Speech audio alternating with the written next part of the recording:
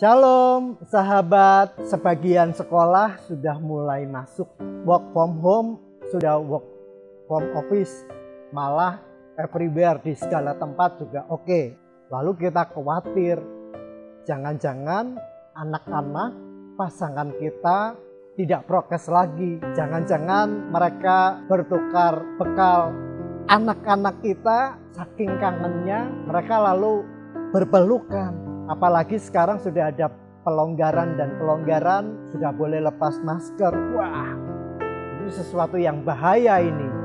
Bagaimana kita sebagai orang tua? Pasti khawatir, pasti cemas. Jangan-jangan mereka terdampak hepatitis akut yang belum diketahui penyebabnya. Di Indonesia kasus dengan gejala serupa sudah ditemukan dan beberapa pasien anak meninggal. Kementerian Kesehatan menghimbau kita supaya semua waspada. Di era pandemi ini kita mengalami banyak ketakutan, kekhawatiran, mulai dari masalah kesehatan, ancaman kematian, kehilangan pekerjaan, masalah keuangan, keamanan, keluarga. Dan tentu itu menjadi wajar lalu menyebabkan perasaan kita makin khawatir. Lalu bagaimana kita menyikapi perasaan khawatir? Apa yang Alkitab katakan? Injil Lukas pasal 12 ayat 25 tertulis, "Siapakah di antara kamu yang karena kekhawatirannya dapat menambahkan sehasta pada jalan hidupnya?" Siapapun orangnya, mau tua, mau muda, mau kaya ataupun hidup dalam keterbatasan, atau bahkan juga anak-anak, mau tinggal di kota, pusat kota, sampai di tempat terpencil di pegunungan. Pasti semua orang pernah mengalami kekhawatiran. Tapi cobalah kita hayati betapa Alkitab tidak pernah mengatakan atau melarang khawatir. Tuhan Yesus juga tidak pernah mengatakan tidak boleh khawatir. Tapi Tuhan Yesus mengingatkan, seberapa besar effort kita, seberapa besar energi kita untuk kekhawatiran yang kita alami, kita rasakan. Ini yang kita mesti waspadai.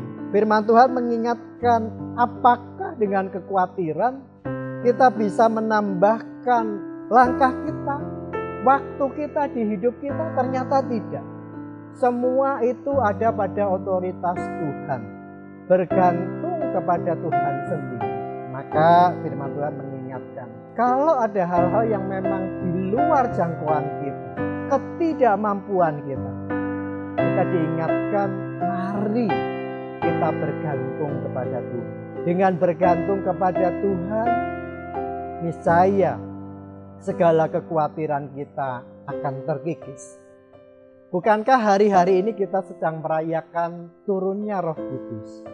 Pencurahan Roh Kudus secara besar-besaran. Memang secara face to face, muka dengan muka kita belum berjumpa dengan pribadi Yesus. Tetapi Yesus ada bersama kita melalui Roh Kudus. Roh Kudus menuntun, mengajar, membimbing kita. Bahkan melalui Roh Kudus ada perasaan di hati kita, sungguhkah aku ini dipanggil Tuhan untuk melayani? Kembali, ketika Tuhan melawat di rumah saudara, ketika Tuhan meminta saudara, meminta waktu saudara untuk aktif dalam berpelayanan, entah sebagai aktivis, entah sebagai panitia, atau bahkan pejabat gerejawi, yaitu sebagai majelis, sebagai penatua. Mana yang kita mau pilih? Apakah kita harus dilawat berulang kali?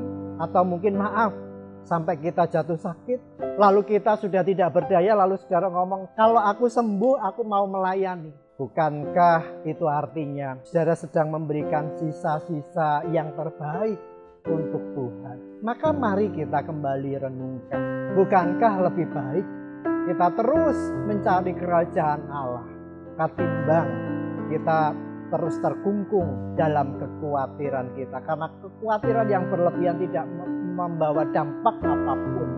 Kata firman Tuhan, tidak akan menambahkan sehasta pada jalan hidup kita. Kiranya Roh Kudus terus menuntun kita. Amin. Tuhan Yesus memberkati.